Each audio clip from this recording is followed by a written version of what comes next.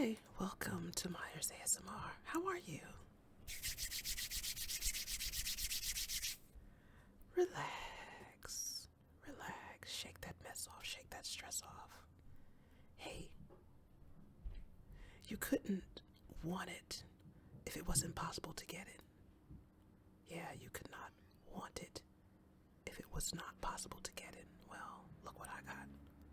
This here shrimp and broccoli from the Hunan Royal Restaurant. Don't you just love shrimp and broccoli?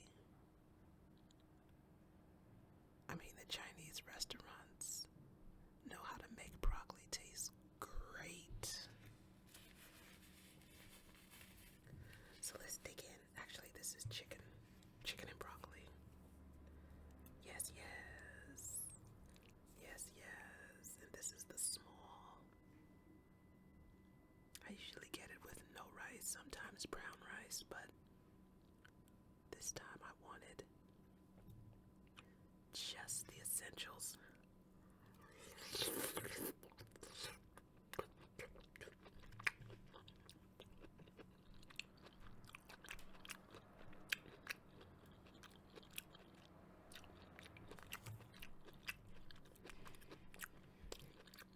It's still hot, and I got it like a half an hour ago. It's so good.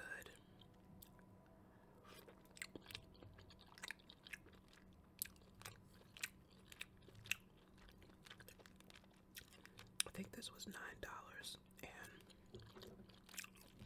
that's a good deal.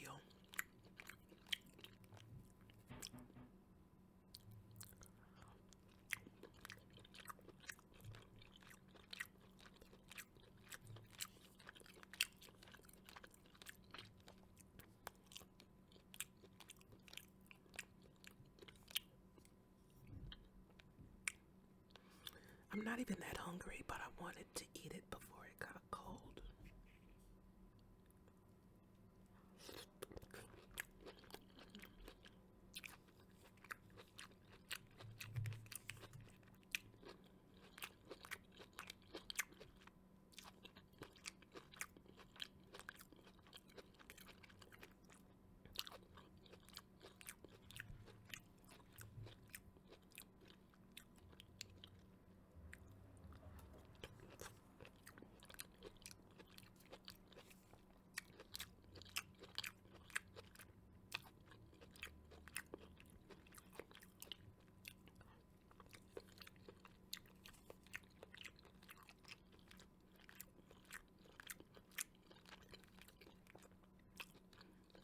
I have to figure out how they make this sauce because I'm sure this is simple and easy to make. The sauce has to be right.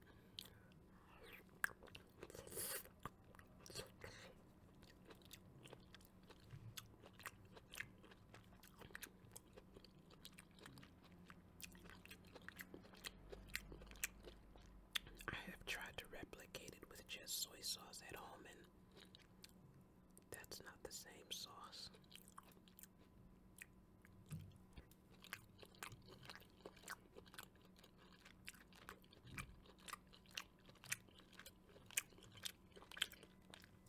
The hair is still here.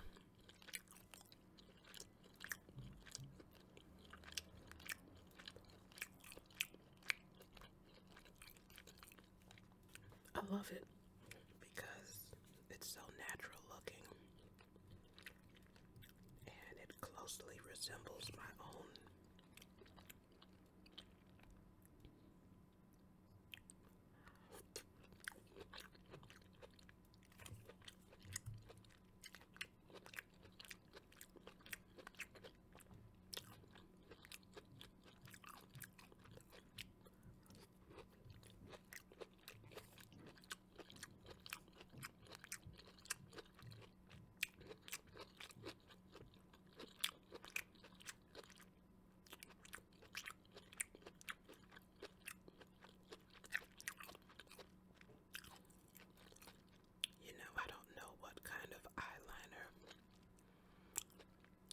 using lately. Maybe these new formulas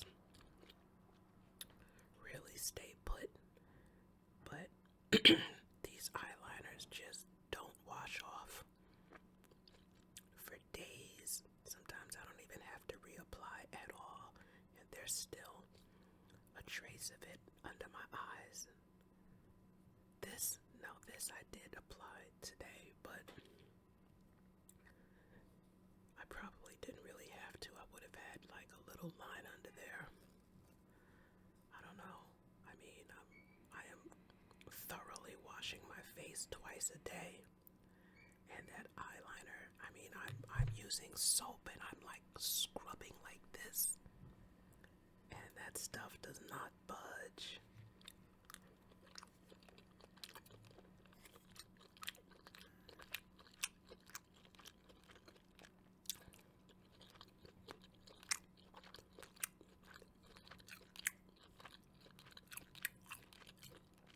So what are people using to take off their eye makeup?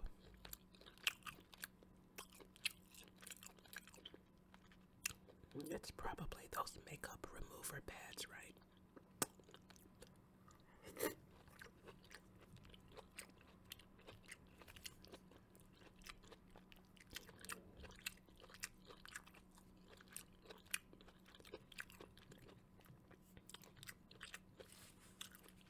I don't bother with those because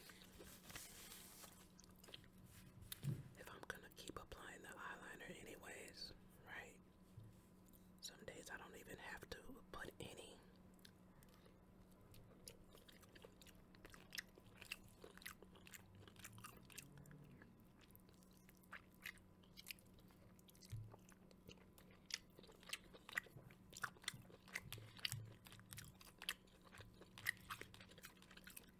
So what are we watching on Netflix?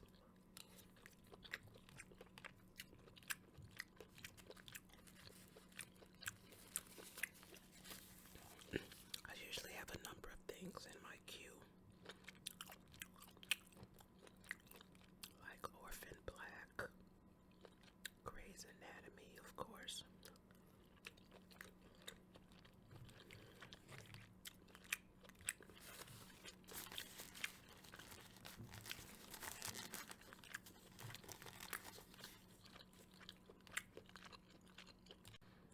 And a lot of times I'll just watch the movies that they recommend to me.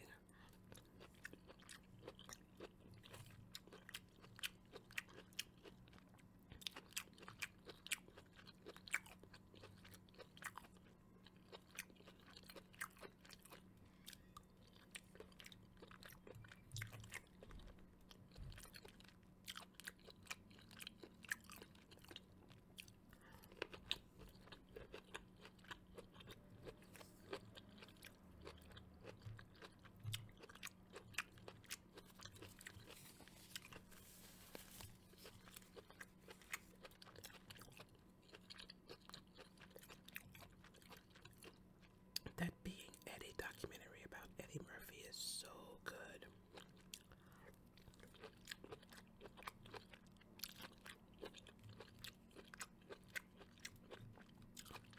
He is pure comic genius.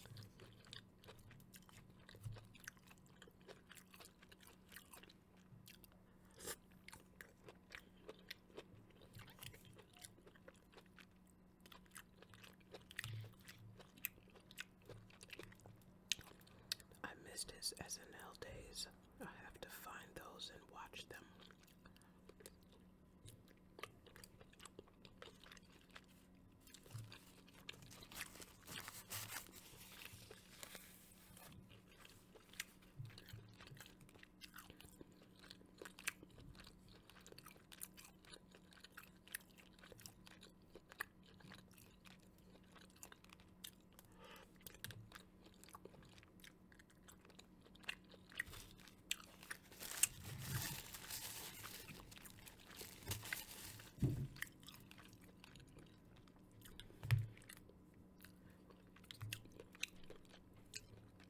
I think Coming to America was his best movie, and I've rewatched that one several times, and each just can't stop laughing.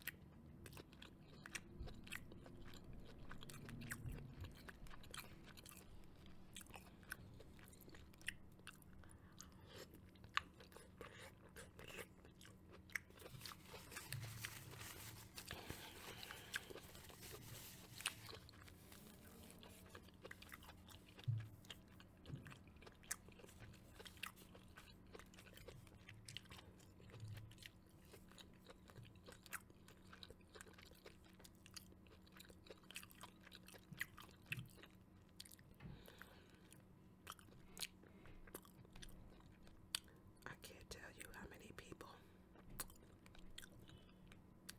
I see in the courtroom who were caught on camera committing crimes. I mean, please, people, realize that cameras are everywhere. Even where you think they are not. And if there's somebody's always watching, first of all, and that person has a cell phone. So think twice, think twice, think twice.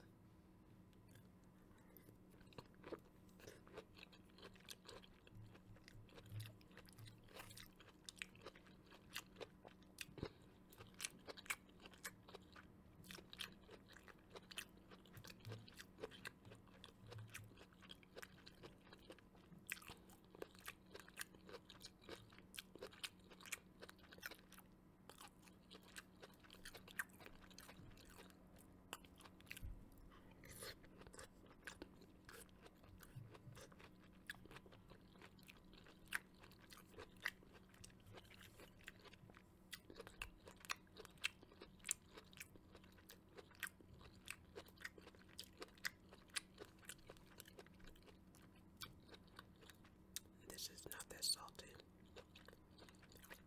I know it looks like it is, but it's not.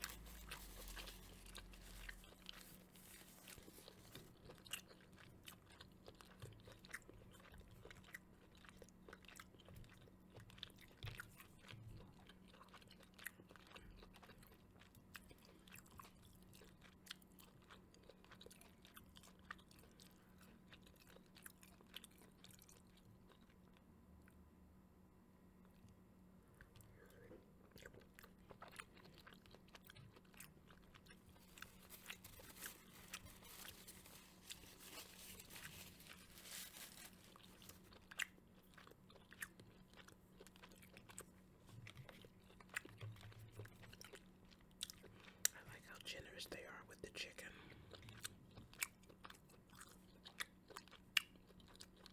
Chicken matters, chicken matters.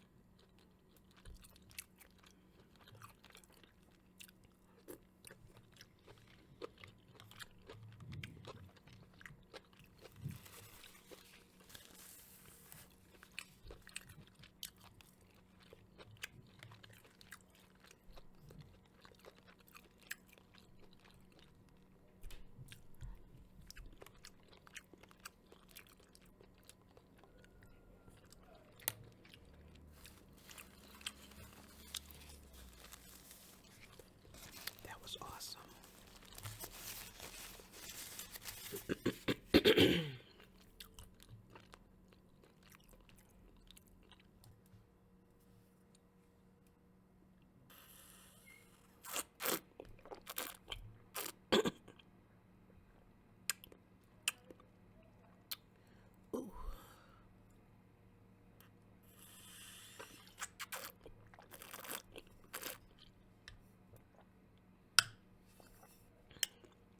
There is so much going on with my teas. My teas, I think I put a drop of oregano oil in that one. Yeah, I did. I can taste it. Little squeeze of honey. Probably a hibiscus petal. Probably a little sprinkle of chamomile leaves. With the blood orange tea bag as the base. I think sometimes I put so much extra stuff in there I can't even tell anymore. Hey, now it's time for the next fun part of the video where we focus on getting better and better every day in every way with the help of this How to Develop a Winning Personality book. Isn't that what we want? A winning personality. Hey, you might already have one.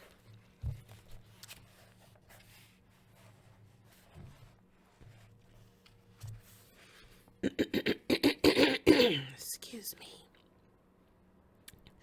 This part of the book is called Developing Your Personality, and this chapter is called Must You Leave? Here's Your Hat. For a pleasant evening, which all will savor and delight in a group of 8 is perhaps the ideal. That doesn't rule out 6 or 10 or 12. There cannot be absolutes in matters like this. I propose 8 as the ideal number.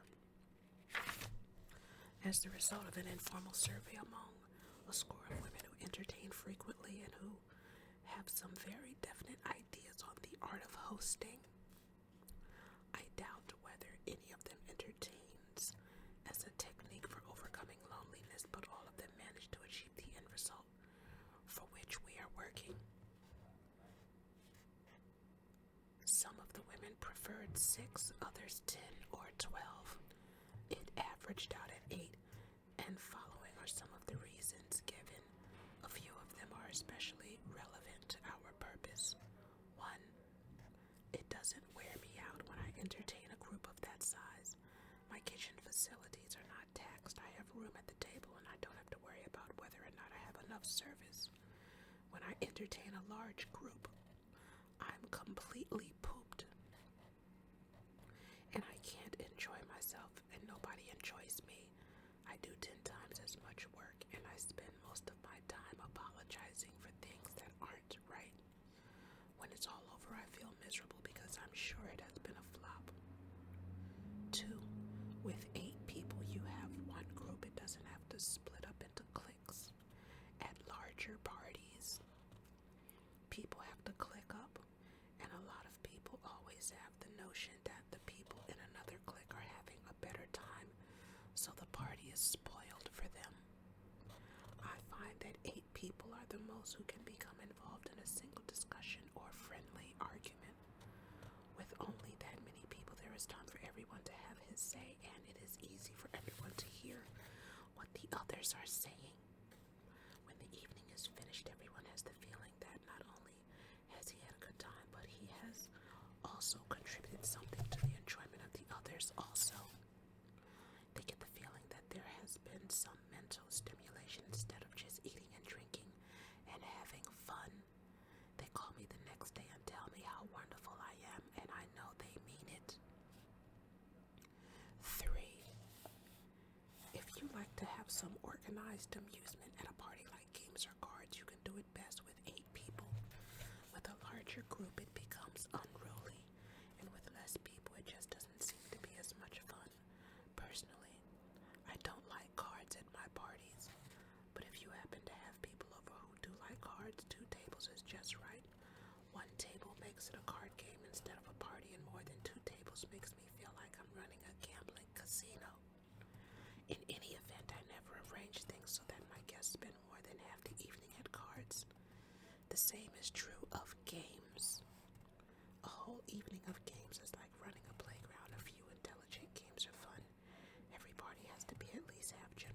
conversation. People don't seem to realize anymore how much fun it is just to talk. 4.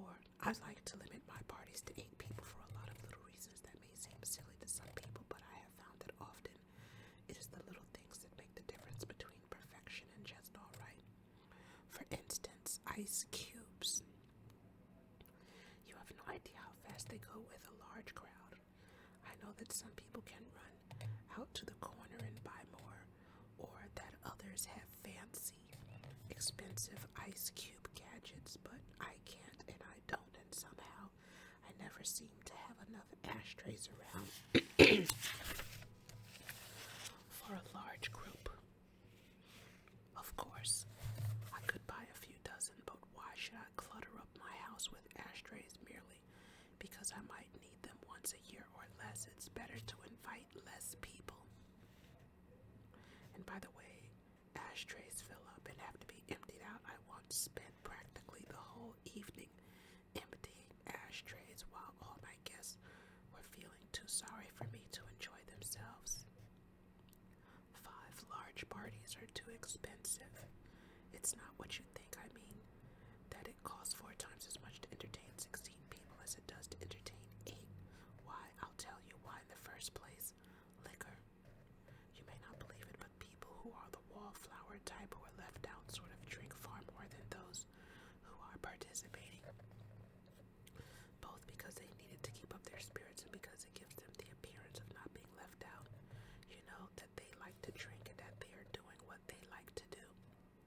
Liquor is the most expensive item at any party, and at big parties there are always some guests who do nothing but drink all evening. Then again, I can't handle a large group without help, so I have to pay for a maid. As for food, I like everyone to have enough, but when there are many people, there is a disproportionate amount of waste. I have to buy and prepare much more than you would think, and I never had a large party yet at which there wasn't damage from stains and cigarette burns and breakage. People in large groups are more careless, and that's an additional expense. Obviously, I have not reported all this in such great detail merely to demonstrate that there is something magical about the figure 8. In the comments of the women to whom I spoke, there are a number of bits of incidental intelligence that can be most valuable to you in your effort to entertain in such a manner as to bring your guests so close to you that you become an important part of their lives. I'm gonna stop it here. I live in a tiny 1-bedroom, so